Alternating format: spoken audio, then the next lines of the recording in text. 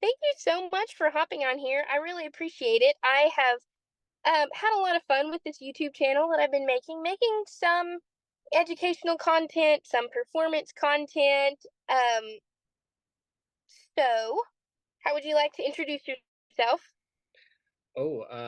My name is Ross Holmes, and I play the fiddle. And I realize this is a little bit awkward because, I'm not very good at interviewing. But we had such a good conversation when I attended camp with you that I just thought it would be really great to share this with, the internet. Let's see here. I had some questions started to go. How did you get started in music? Did you start as a kid or Yeah, I think most humans, I hope most humans are exposed to music when they're infants, even when they're in the womb. yeah. Um, but certainly, music becomes a critical part of our lives when we don't even realize what's happening because we were just born into this world. And my parents were really uh, diligent about keeping music as a daily, almost like a constant part of our lives growing up. So I remember Yeah. before I even started banging on bongo drums and hitting glockenspiels with mallets, I remember a big presence of music in our home. Um, I started actually with kinder music when I was maybe 3 or 4, the classic teaching for young kids with all the Orff instruments. Yeah. Um, and then I started piano when I think I was 5. And that was really my first musical love. Piano made a lot of sense. I mean, it does. It's linear. It's all right there in Very front of you. nicely laid out. Yeah. You see it so clearly. And certainly I love the piano. My dad plays saxophone, and our Hmm. grandfather was a fiddle player. And so I grew up hearing fiddle all the time, but it was only when I was 9 years old that I started playing fiddle. And That's after really cool. that was it. Once the fiddle came into my hands, that's what I was going to pursue, as far as music. And I did a lot of other things over the years, learned a lot of other instruments, and dabbled with all the string instruments and orchestra Yeah. and choir and all kinds of stuff. But the fiddle, the violin was definitely my real outlet. Oh, I bet. Um, did your parents just have music playing in the background a lot, or did they really make you listen to it, like sort of active listening, or was it just kind of passively in the background of your childhood? Yes to both. Yeah. It was kind of always on the radio or on the. My folks didn't have a record player, but there was a record player at my grandma's house, and Oh, so nice. we had. I was a child of the cassette era, so we had cassettes, so many cassettes and little cassette players around the house, and so Yeah. um, there was I was always a very tail end child of the cassette era too. yeah, the tapes were always going, but also there were really important albums that my parents would turn on, and we would just sit and listen. And that was an important thing because when you're listening to a band like the Chieftains, Oh, and yeah. they're a very specific traditional Irish sound, and you're listening to live at the Belfast Opera House. It was a live gig, a live recording, and so you can imagine the audience. You can imagine maybe what the Oh, inside yeah. of the opera house looks like, and that type of imagination partnering with the experience of that sonic education, just listening to the music was like I loved that experience. When I was a kid, I love it even more now. I cherish it, but it just opened up the doors of imagination and the possibility of imagination.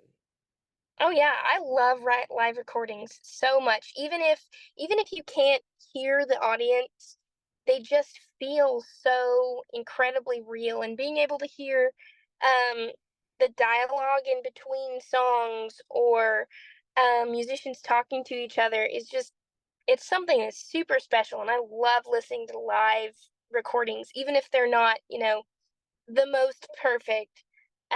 They're always a good time to listen to, for sure. Yeah, I agree with you, and there's certainly something to be said for the energy that is present when you're listening to a live gig, and you Oh know, yeah. I I think I've spent too much of my life um, trying to be a perfectionist on my instrument that at this point, thankfully, years ago, I sort of shed that part of me, and now I love the moments where what is a mistake? It's so irrelevant, the idea of live music and going for something and maybe not landing on the exact fret, it Yeah. just makes it a little bit jazz, and that's fine. It's cool. Yeah. It's like a diamond, how many I'm not a fan of diamonds, but I think this analogy is cool. Like a perfect diamond has no inclusions. That's what the little carbon specks Hmm. inside of a diamond, and Yeah. it's really graded on color and flawlessness. Um, but perfection, there's so little of that, that those inclusions or those little flaws are the things that we all kind of just share because it's real. It's its own Yeah. beauty. It's its own creation. And live, you're never going to get it back. You can't punch in Right. a solo live, so you have to learn to accept it and just move Yeah. on, because it's such a privilege to be on stage anyway, having the opportunity to Oh play yeah. with other people. And even just being there as a live person and not something that was generated by a computer shows that you have all of this knowledge behind every note that you play now stands in front of every note that you've played before, from the time you were 9, even before you picked up the fiddle. When you were a kid playing piano, all of those notes and knowledge stand behind the cool Vassar Clements solos that you play today. And it's just so hard to replicate something super real like that. And I love that. Yeah, I agree with you completely. Yeah. Do you have a favorite fiddle solo, either of Vassar's or just your favorite fiddle solo that you just play for fun? To be honest, I haven't spent much time learning solos. Yeah. I listened to players when I was a kid. I I certainly learned some Stuart Duncan and Aubrey Haney solos, Yeah. and name the players, but really, Can't forget about Bluegrass in the Backwoods. yeah. For me, really, though, it was about how each of these musicians sounds, like their individual tone, Okay. their ideas about improvisation.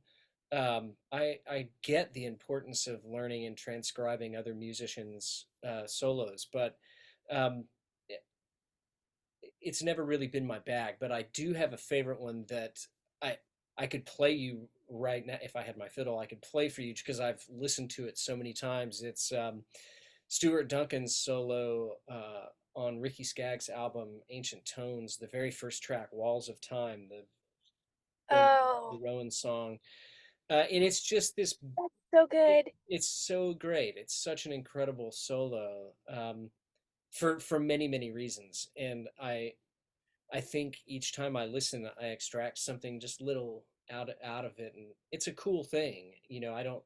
Stewart played it that way one time. Even if he tried to play it the exact same way Again. now, it wouldn't be the exact solo, and Yeah. that's what's cool about it. Being able to go back and think about it and be inspired by it, and then kind of approach it your own way. Because your hands are different than his. Right. So when you play the solos that you play for your gigs and stuff, do you come up with solos at home, or do you get your skills up so then when you go on the road, everything is just kind of improv at that point? Or Every solo that I play with a dirt band, it's a great privilege. I get to improvise. There are Yeah. certainly lines that I play throughout the night that are part of the song. They're recognizable little hooks and little, Yeah. harmonized lines, maybe between piano and fiddle or guitar and mandolin or whatever it Yeah. might be. So certainly we have to stick to those. But when it comes time for me to solo over whatever tune, th they encourage each of us to do your thing. Serve the song. Don't do something that's whacking out. It's Right. not that type of performance. It's not that forum for Yeah. that level of creativity. But it is fun because I just go to a different place each night. Each venue's different, Yeah. it sounds different, the crowd's different, what I'm wearing is different, and so that's Yeah. all those little factors kind of are little inspirations that help, you know, help me feel confident attempting something new each night. But yeah, I mean, to feel comfortable doing that, you need to have your chops up and your hands need to be dialed in and you need to have Oh, for sure. confidence. But it is Do you fun. remember do you remember when you first started learning to improvise? What was it like? Um, I never really had a period of like learning to improvise other than when I was a kid learning fiddle tunes. I started out with Texas contest style fiddle songs, Yeah. Sally Good and Sally Johnson, all that stuff. And because there are so many recorded versions of those tunes, the way that I Oh, was yeah. taught to play it, my teacher at the time was a real stickler for only playing it his way. But I kept hearing all these cool versions, and so I'd learn how somebody did an ornamentation or did Yeah. a double stop or a slide or the way that they shifted. It's And different. yeah, so I would just try all that stuff, and what I was doing was Yeah. inadvertently, unbeknownst to me, learning how to take the first baby steps of improvisation. And Uh-huh. that's kind of how I learned how to improvise initially, and then it was really a matter of like understanding what was happening inside of the chords behind the tunes that I was playing. Right. So applicable music theory. Yeah, in a basic way, and the way that I learned how to do that was learned how to play guitar. Oh, Uh, yeah. that was my solution to not really having access to the resources I probably needed for like more advanced music training. I could read music and I could read music pretty Mhm. well for a fiddle player, Right. in part because of my choral studies. But learning to play guitar taught me a ton about chordal structure and how to play above that as a fiddle player. And I would just sit and literally on the old Marantz tape recorder that we had would record like a rhythm track, 1 4 5, just basic. And I'd play it for like 2 minutes, sometimes with a metronome, sometimes without, but that got crazy. Um, and then what I would do would be to rewind the tape and just make up stuff. And it was really kind of just playing around with scales or, trying to play a quick line, accurately. Right. And it it was probably a silly way to do it, but it was effective and it gave me confidence, Yeah. to improvise a bit more and also at the same time was strengthening my understanding and the physical side of playing. Right.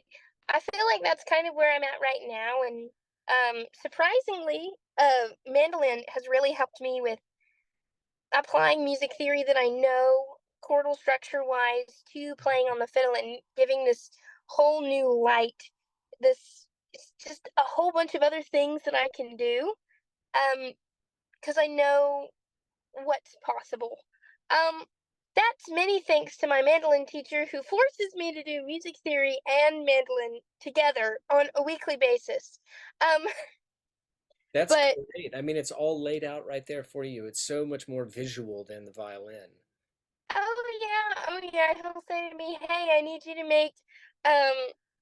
to make a flat half diminished chord, no extra context." I'm like, okay, let's let's spell this out and try to figure out how to make one. But it's really helped on fiddle. Obviously, I'm not doing anything crazy like a flat half diminished, but I'm having a lot of fun just exploring a bunch of the different options, especially swing wise. Maybe that's not traditionally major sounding, but just having a lot of fun with it. Um, when you do improvise, are there things running through your head to kind of help you, or do you just kind of let the music get carried away with itself and just rely on your skills to make sure everything sounds good? Um, I think there is certainly a safety net um, inside. Uh, I guess knowing that certain songs exist within Yeah, a certain box. There are yeah, some things that are appropriate to play, some things that are wildly inappropriate, as fun as they might be to play, right. wildly inappropriate in service to the song. But I'm sure that there are times when I'm zoned out on stage and Yeah, revert back to more of a simplistic approach to soloing, but I really do enjoy the even though there are certain songs we have to play night after night because they're just iconic dirt band songs. Um, yeah, there's certainly a part of me that likes to exist in that night's presentation of whatever song. Maybe the groove is a little different. That's going to make me think right. differently about a solo. But I also like to just literally just close my eyes and imagine when it's time to solo what the arc of what I'm trying to say in my instrument, what that arc, that trajectory is. Am I trying to like impress the audience with something that's technical and flashy, or am I trying to get the audience to think about the groove? So I play a solo that's a bit groovier. Uh, there are a lot of different ways of imagining, assuming what you think the audience needs to know through what you're saying. And again, that the way you think one night when it comes time to solo uh, is it's going to be a different experience the next day when you're at the next gig with all the stuff.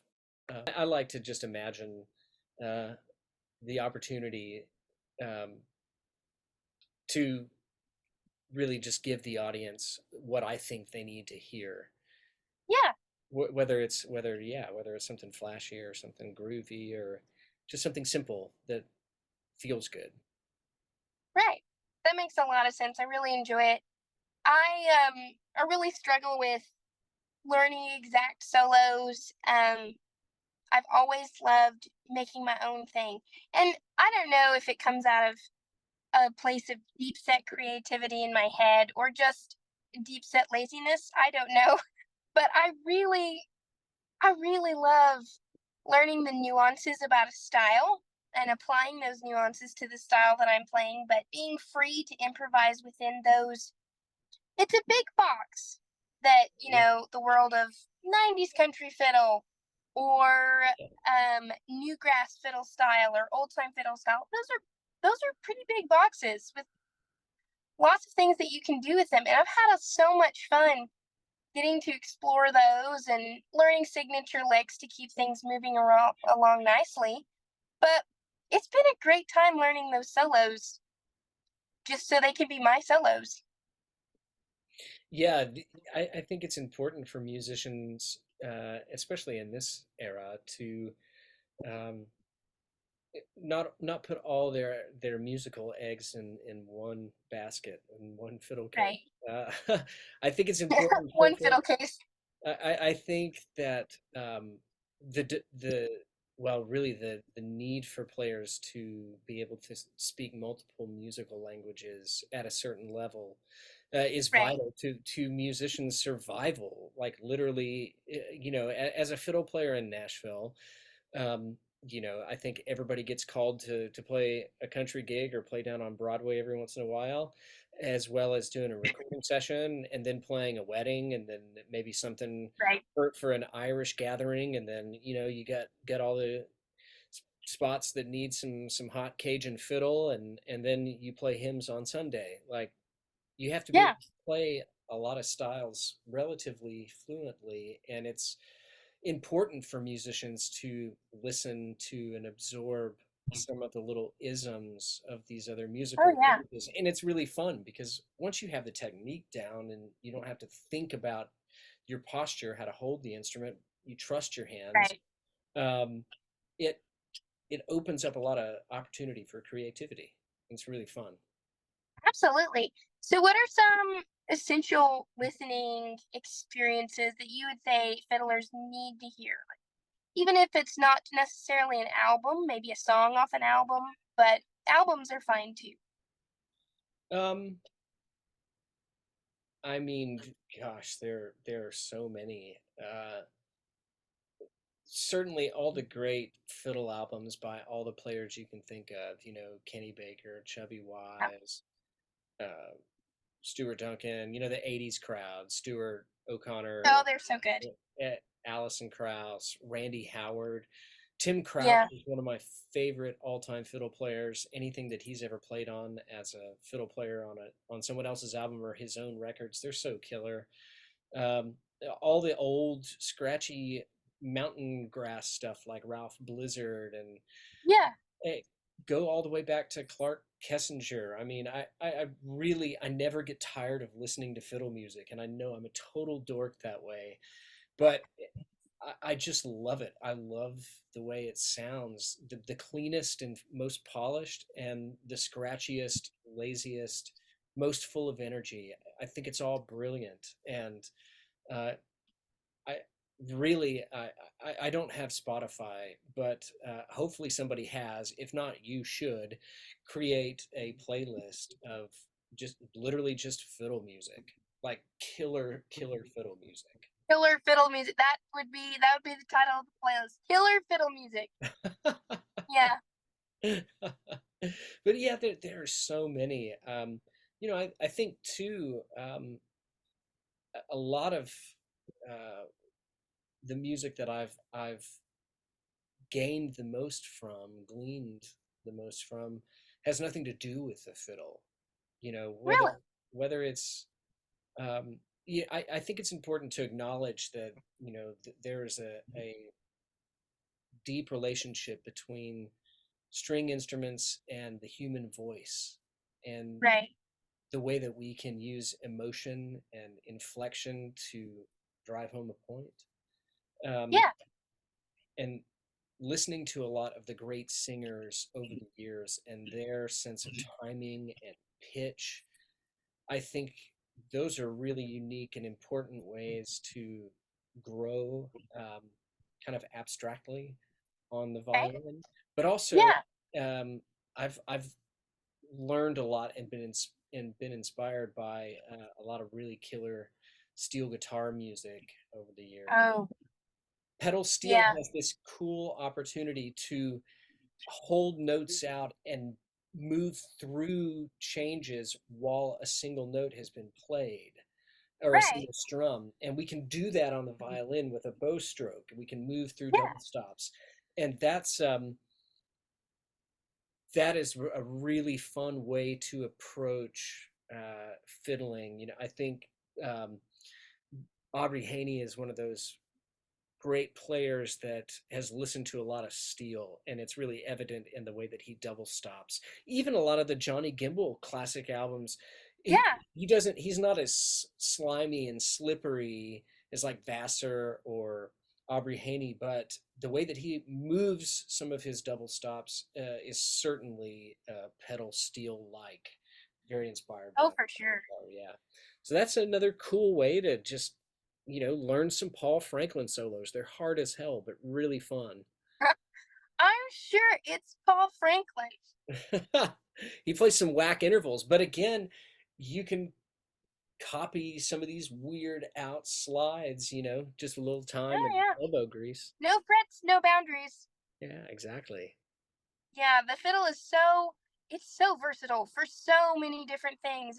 It's not even funny how many different styles of music you can play on the fiddle and it sounds absolutely incredible. Well, the violin or violin family instruments can be found in dozens and dozens and dozens of countries around the world. Ancient forms of the violin, in the Middle East, Right. they have the kamacha, the gajak is basically the same instrument, but from Asia, like China and Mongolia, and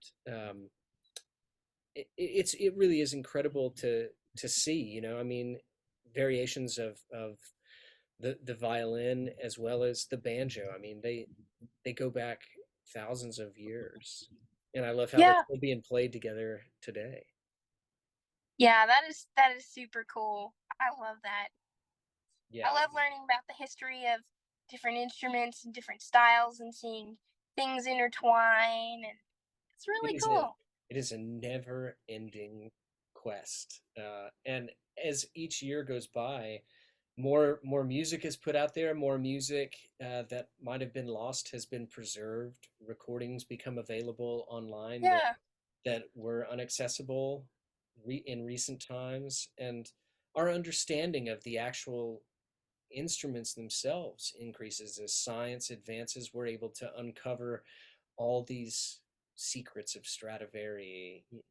Oh yeah. We're learning how to build instruments that are in in the modern age as good, if not better, than the instruments back then. Only time will tell if Right. the sound is great, but we need a couple Yeah. 100 years.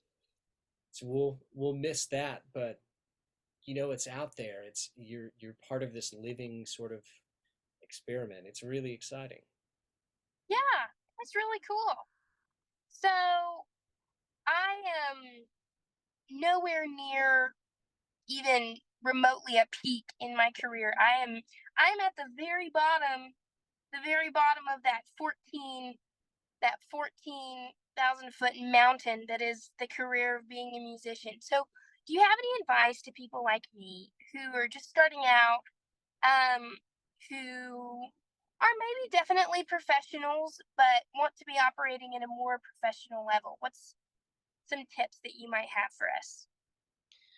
Um, well, first of all, music is a little bit maybe just while it's what we call ourselves, professional musicians. Most of the time, as a professional musician, it's all about how fun you are as a hang in an environment. If I'm in a recording session, tracking Yeah, with a band, there'll be five, six, seven, eight of us playing. But when it comes time right. for the track to be in red, we play a take. We'll take it one more time and then do a few punches, but that spans maybe 20, 25 minutes total. Yeah, And the rest of the time we're hanging out until it's time to do the next song. And so it's really about yeah, uh, being who you are, being a fun, relevant, respectful, chill hang. There's a lot to be right. said. There's a lot to be said for even the things people notice, like punctuality and your discipline, how respectful you Yeah, are when you're in the booth. Do you noodle the whole time, or are you just chilling, wait your turn? And the same on the road. I mean, literally 90% of the time that I have on the road is just being a human with the other guys. We have sound oh check at a yeah, certain time, and we have our gig at a certain time. That's right. that's that's it. And the rest of the time, you got to get along with these people. And it's fun because you Don't start be a building. horrible person. Don't be a horrible person, and that's part of the fun of it. But I would really say, I and I encourage everyone to do this. It doesn't matter your instrument, but record yourself often. And I don't mean like in Pro Tools, with a fancy microphone. I mean voice memo Yeah, on your phone. Record yourself when you practice and listen back and be hypercritical, because being a fun hang only works up to a certain point. You'll lose your gig if right. you don't have the chops. And it really is important to not suck. And I don't mean that you have to like be, the world's finest musician. Be a competent player who listens with big ears and Right. is confident in knowing the parts that they're supposed to play and their ability to take a solo. It doesn't have to be fancy or complicated, just something that's really great, you know? And That's awesome. the only way to do that is to first acknowledge it when you're at home in your practice space and can be real. I'm super bad about recording myself. I do, especially for students or for, if I wrote something that I want down that I'm definitely not going to remember in the next 15 minutes. Um, but my gosh, hearing myself after it being recorded is one of the most humbling experiences I've ever had to go through. And I don't really enjoy it. I know that it's good for me. It's, it's just not a very fun part of my day, kind of like Brussels sprouts or something. I love Brussels sprouts, but I hear what you're Okay, saying about practice. pick a vegetable. You know, the truth is, like at this point, I still have this big habit of recording myself pretty much Yeah, daily, and I listen back, and I, I'm able to compliment myself when I nailed something, but at the same time, in kindness, say, "Hey, man, you know, you've been struggling with this particular spot, this particular idea. You need to just slow down and get your right, hands right, get your head right. Don't try to race through it. Don't try to shortchange yourself because it's just going to elongate the process of getting down what needs to get down and really get right. started with just making sure that when you listen back, your fingers aren't getting ahead of your bow or vice versa. Yeah, making the two things play off of each other at the same time rather than a contest. It's to who's outrunning each other. Yeah, they have to be in total partnership, totally in tandem, and there's a lot of trust that has to be built between left and right hand. Right. Yeah, that definitely makes a lot of sense. Do you have any advice for me on that between building that relationship between both of my hands Yeah, other than record practice slow? yourself. Record yourself and listen back and practice slow. That's the only way. If you can't expect for it to come together with hyper energy speed if you can't get it together Right, slowly. And when right, you're playing it slowly, you know, it feels like a drag because you're not moving with quick energy like a rabbit. But the truth is, you build all of your control when you play slowly. And it's also the right. most Yeah, beautiful thing because you get to dive fully immersed into the sound of the notes that you're playing. You get to process those notes in a different way than when it's zipping by. yeah. That makes a lot of sense.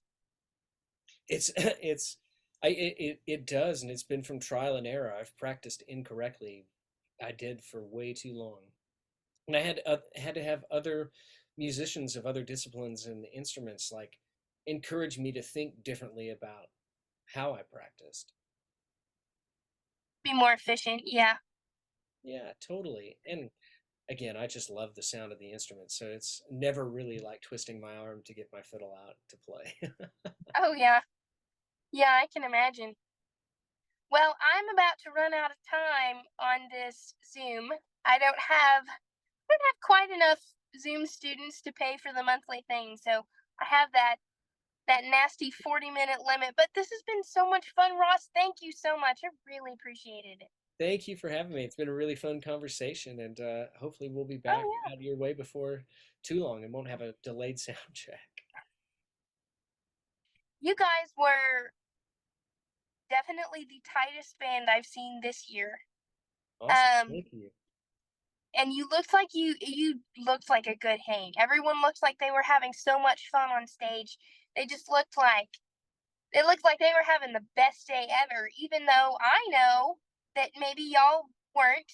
There might have been some stresses going on, but no one else in the audience knew. They were just enamored by the the awesomeness that was happening on stage. You guys looked like you were in your living room jamming and it's having a good time.